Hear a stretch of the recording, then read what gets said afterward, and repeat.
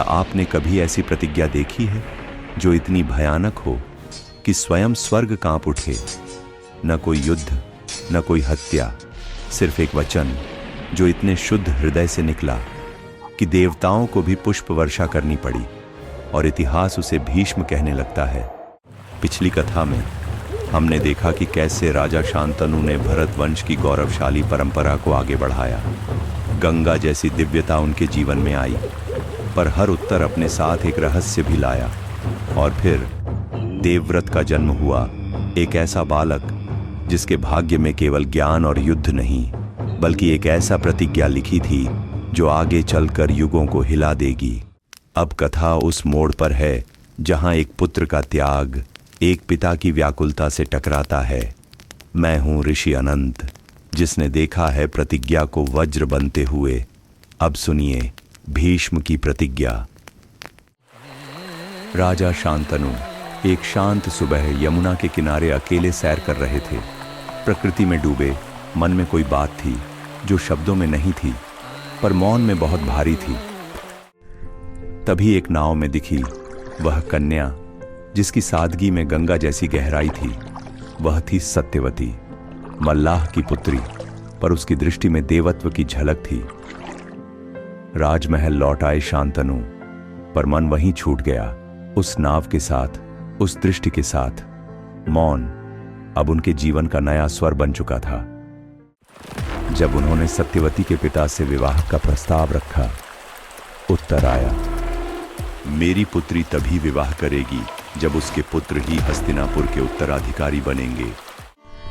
राजा धर्म के बंधन में थे। देवव्रत पहले से ही युवराज थे। शांतनु ने अपने प्रेम को त्यागने का निश्चय तो किया, पर हृदय उससे सहमत नहीं था। राजा का मन अब सभा में भी नहीं लगता था। मंत्रीगण बातों में उलझे रहते, और वहीं एक कोना था जहां देवव्रत मौन होकर सब कुछ देख रहे थे। पुत्र ने पिता से कोई प्रश्न नहीं किया, बस देखा और समझ गया। कभी कभी प्रेम को समझने के लिए शब्द नहीं, बस दृष्टि चाहिए। देवव्रत सीधे उस मल्लाह के पास पहुंचे।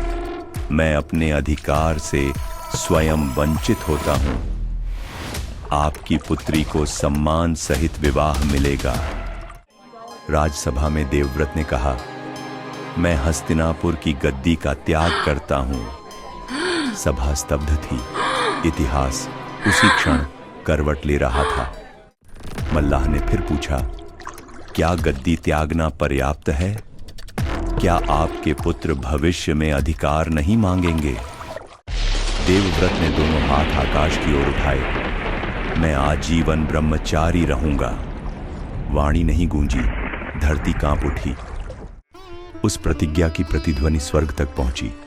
देवता रुके और देखा कि कोई मनुष्य देवताओं से बड़ा व्रती हो सकता है। सप्तर्षियों ने पुष्प वर्षा की, वेदों की ध्वनि सुनाई दी। सत्य और त्याग एक हो चुके थे। अब वे देवव्रत नहीं थे, अब वे भीष्म थे। भीषण प्रतिज्ञा के कारण जिसे काल भी भुला नहीं सकता। अगर इस प्रतिज्ञा ने आपके भीतर एक आवाज उठाई है, तो इसे उस तक भी पहुंचाएं जो शायद अभी भी अपने उत्तर की तलाश में है। कथा मंडल महाभारत को सब्सक्राइब करें, क्योंकि अगली कथा इस प्रतिज्ञा की कीमत बताएगी। अब लौटते हैं उस क्षण की ओर जहां देवव्रत भीष्म बनते हैं।